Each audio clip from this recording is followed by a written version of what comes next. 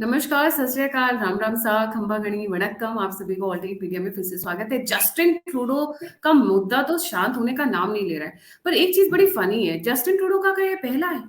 नहीं नहीं नहीं नहीं नहीं नहीं, don't get confused. Justin Trudeau का जो परिवार है और जस्टिन ट्रूडो खुद दुनिया की सबसे भयानक, सबसे dangerous underground organisations, criminal gangs के साथ एसोसिएटेड है। इस पे आज बम्बार्डिंग इन्फॉर्मेशन हम लेकर आए हैं। उनके पूरे इतिहास को खंगाल दिया है। और हमारे साथ उस मुद्दे पे अभिषेक बैनर्जी।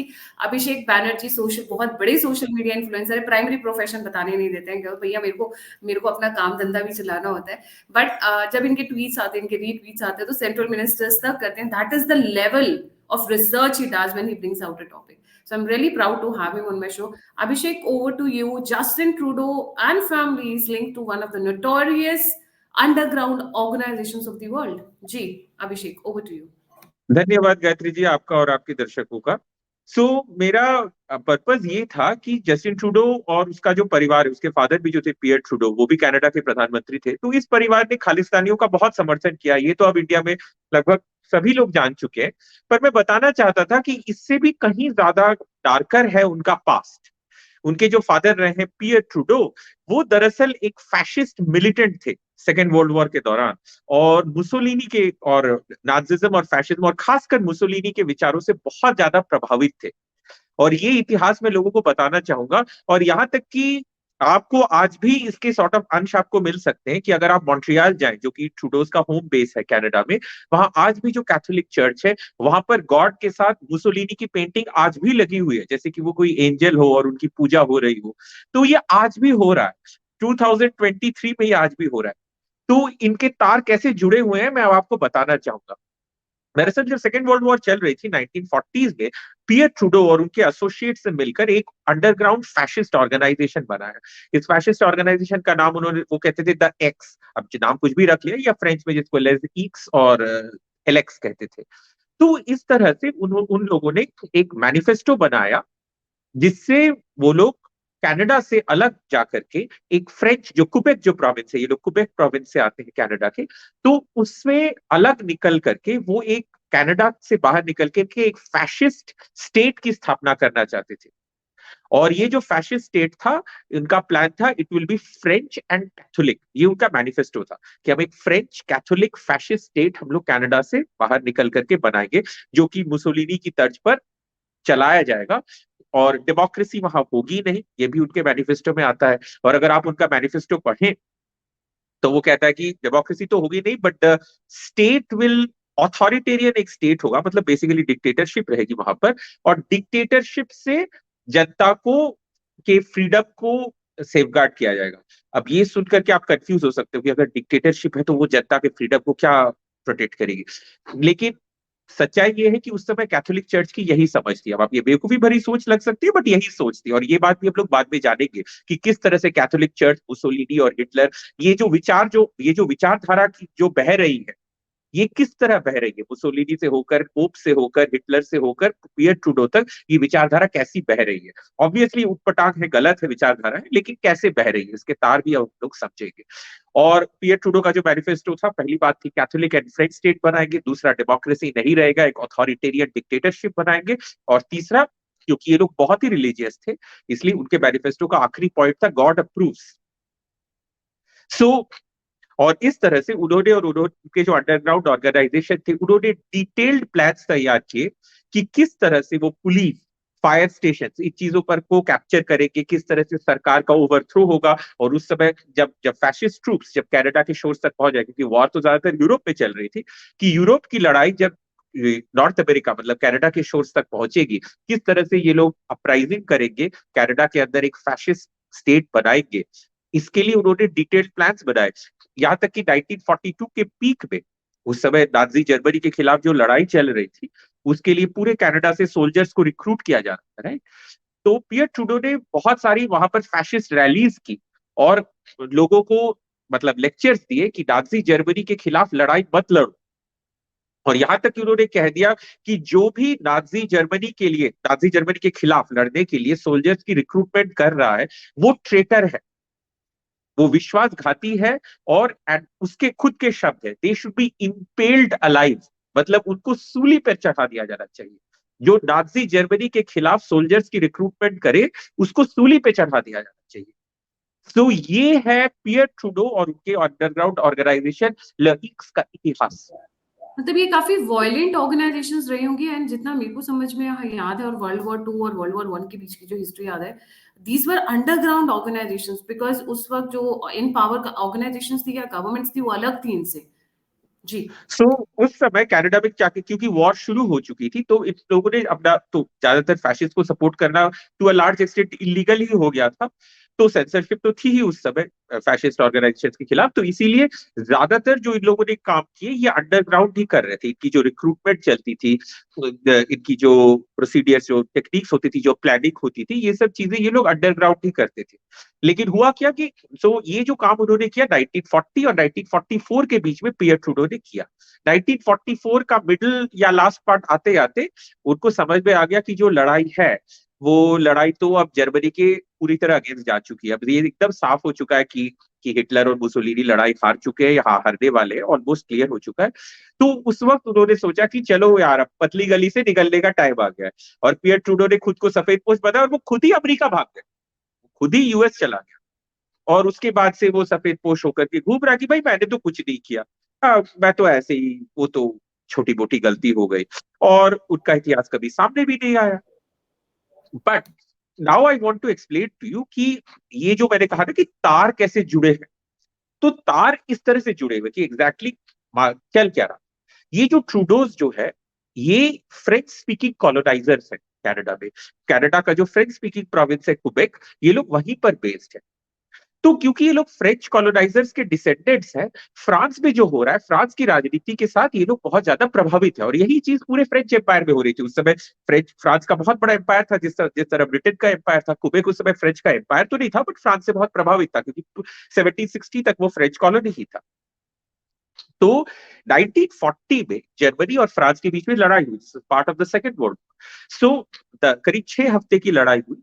और उसके बाद फ्रांस में एक प्रो नाजी सरकार बन गई, under a man known as Marshal PETA.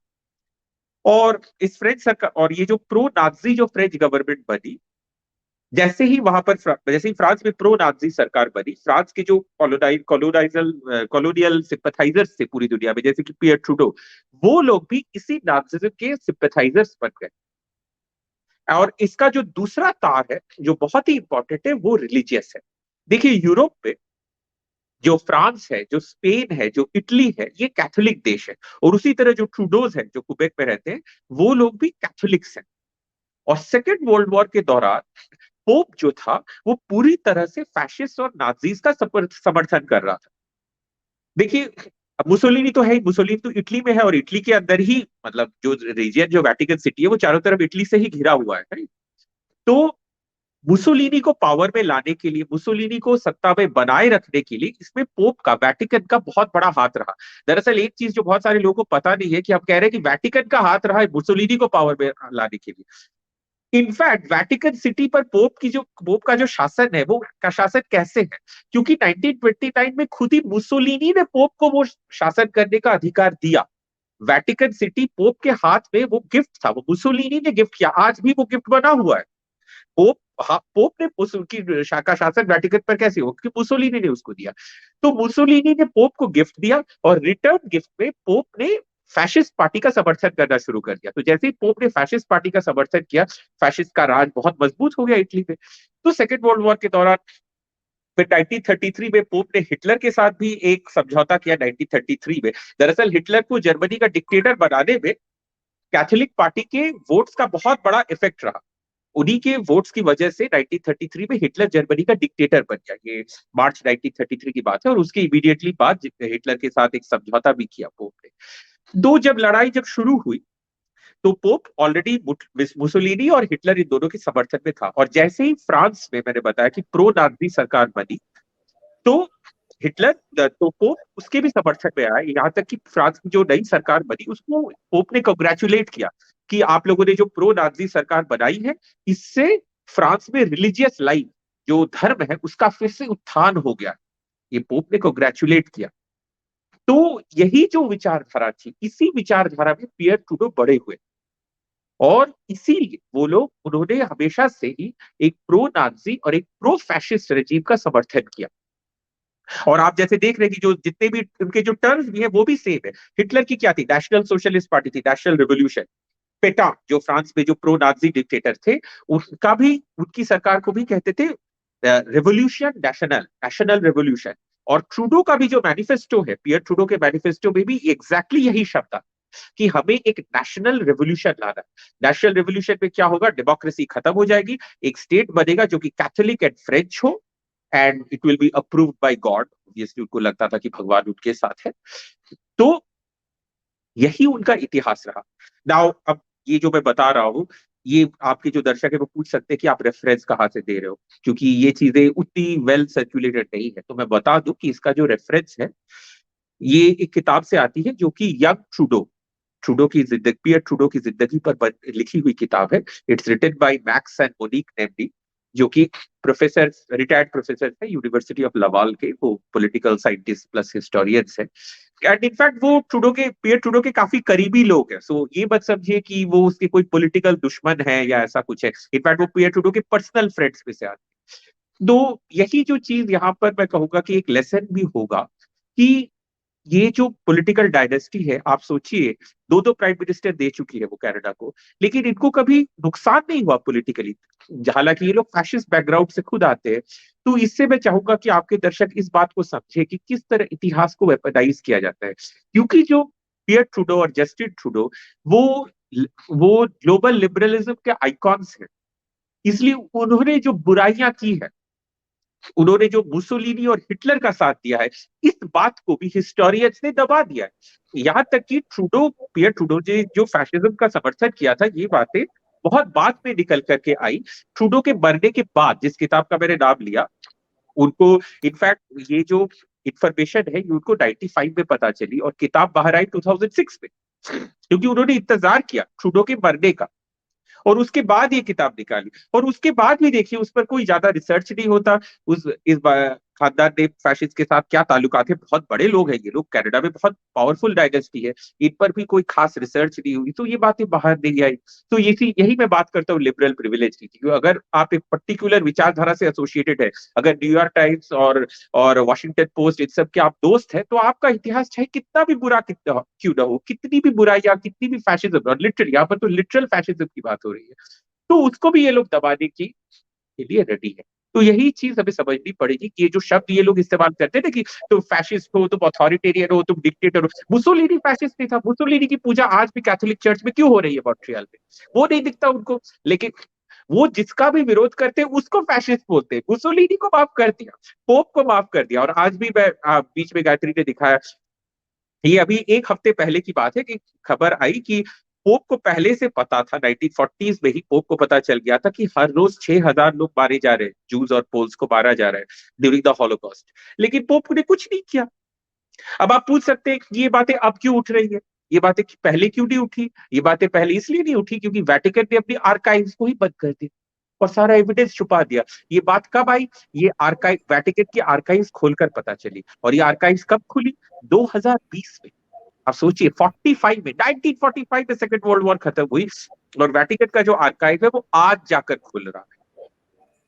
आप सोचिए, और ये जो इन्फॉर्मेशन, ये लेटेस्ट इन्फॉर्मेशन है 4 दिन पहले बात। तो अगर ये आर्काइव 1945 में खोल दी जाती तो कैथोलिक चर्च की क्या हालत होती? लेकिन इसीलिए कन्वीनियंटली कैथोलिक चर्च ने अपनी सारी आर्काइव्स बंद कर दी और चुपचाप घुस गए, और बाकी दुनिया में जितने भी लोग हैं बाकी सब फैशिस्ट है, सिर्फ उन्हीं को छोड़। तो सो इंटरेस्टिंग है। जी, Abhishek, would you like to add any other point? क्योंकि एक चीज तो एस्टैब्लिश हो गई कि जस्टिन ट्रूडो जो है, वो और उनका खानदान डीप इनसाइड जो डीप स्टेट है उसके अंदर है। तो डीप स्टेट बोलेगा खड़े हो जाओ, खड़े हो जाएंगे, बैठे बैठ जाओ तो बैठ जाएंगे, because they are somewhere being controlled, and the money, the power, the contacts जो इनके पास है वो अभी का नहीं है। इसका मतलब इनको विरासत में मिली अपने बाप दादा से, एक तरीके से। और वो भी इसलिए because they had associations with people like Mussolini, they had associations with people like Hitler. I mean this is, इनको हम नाम लेते हैं, हिटलर मत बन जाना, कॉमन लैंग्वेज में भी यूज करते हैं, मुसोलिनी नहीं बन जाना, एग्जैक्ट, एंड ये उनके साथ कनेक्टेड लोग हैं, and they are coming to teach us कि भाई हाँ, freedom of expression and stuff like that. जी। यस। सो कंक्लूडिंग यहाँ तक कि ये लोग दूसरों पर इल्जाम लगाते कि जो आप जैसा कि आपने कहा कि तुम हिटलर बन गए, तुम मुसोलिनी बन, लेकिन तुम तो खुद ही मुसोलिनी के एसोसिएट हो, वो बताओ ना। ये असली फैशिस्ट है, मतलब रियल कॉपीराइट तो इनके पास है, दूसरों के ऊपर तुम थोपते रहते हो लेबल, लेकिन असली कॉपीराइट होल्डर तो तुम ही हो। और एट द मेन थिंग जो मैं बता रहा हूँ कि पूरा इतिहास है पूरा कैथोलिक चर्च का, किस तरह से यहाँ एक्चुअली जो सेंट्रल कैरेक्टर है वो दरअसल है कैथोलिक चर्च। कैथोलिक चर्च के जो ब्रांचेस हैं वो हिटलर के साथ जुड़े हुए हैं जर्मनी में, मुसोलिनी के साथ, तो मुसोलिनी की तो गोद में ही बैठी हुई है कैथोलिक चर्च, मुसोलिनी के साथ जुड़े हुए हैं, पियर ट्रूडो के साथ जुड़े हुए हैं कनाडा में, और ये पूरी दुनिया में हो रहा है। वहां से निकल करके यहाँ तक कि ब्राजील में, अर्जेंटीना में हर जगह कैथोलिक चर्च का जो इन्फ्लुएंस रहा, उन्होंने चारों तरफ से फैशिज्म के साथ उनका नाता बना रहा। यहाँ तक कि एक पर्टिकुलरली शेमफुल इंसिडेंट हुआ कि आप जब हॉलोकास्ट हो रही थी, अब आप समझ सकते हैं कि जूस को ले जाया जा रहा था, तो बहुत सारे जूस थे अपने बच्चों को, आप समझ सकते हैं कि डेस्परेशन में बहुत सारे जूइश माँ बाप ने अपने जो छोटे छोटे बच्चे थे उनकी जान बचाने के लिए उनको अपने नेबर्स के यहाँ सौंप दिया, क्यों दो इनको यहाँ रख दो, फिर हमें ले जाएंगे। अब माँ बाप जैसे होते हैं, अपने बच्चे की जान बचाने के लिए उन्होंने कुछ किया।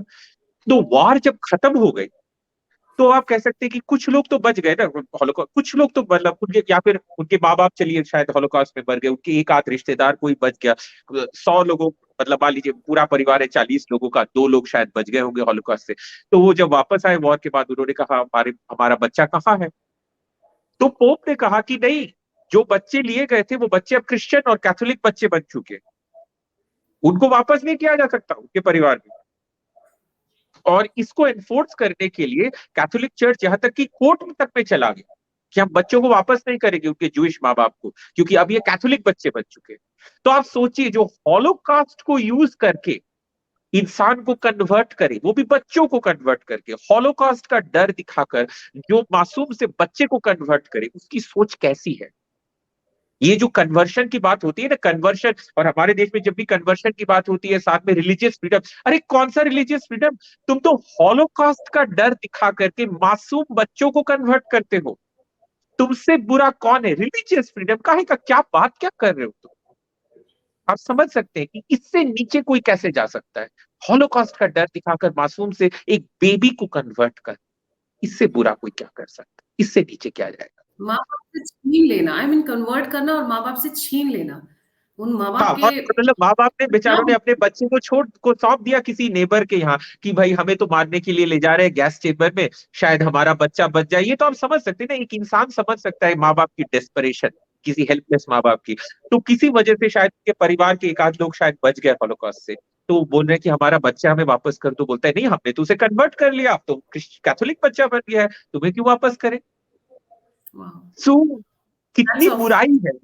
ये लोग जो जो इसीलिए कहा जाता है ना कि इसे कन्वर्शन, कन्वर्शन किस तरह किया गया है इतिहास में, ये इतिहास खुलेगा तो ये जो और जितने भी उसी के प्रीस्ट साथ वगैरह, कनेक्टेड है जस्टिन ट्रूडो, उसी के साथ जस्टिन ट्रूडो ये कनेक्टेड, टिक और नहीं आज पाए। हमें पाठ पढ़ा रहे हैं, हमें। हाँ, ये हाउ हमें सिखा डेयर, रहे रिलीजियस फ्रीडम, ये हमें हमें रिलीजियस से फ्रीडम सिखा रहे हैं, जो हॉलोकॉस्ट का डर दिखाकर मासूम बच्चों को कन्वर्ट करते हैं, ये हमें सिखा रहे हैं। Exactly, exactly. So thank you so much Abhishek for joining, it was a wonderful talk and very eye opening. जाने से पहले सभी व्यूअर्स से रिक्वेस्ट है, please don't forget to like, subscribe and share the alt neet media. अगर आप मुझे contribute करना चाहते हैं, मुझे सपोर्ट करना चाहते हैं, फीडबैक देना चाहते हैं, अप्रिशिएट करना चाहते हैं, सभी लिंक्स डिस्क्रिप्शन बॉक्स में। इसी के साथ जय हिंद, जय श्री राम, हर हर महादेव।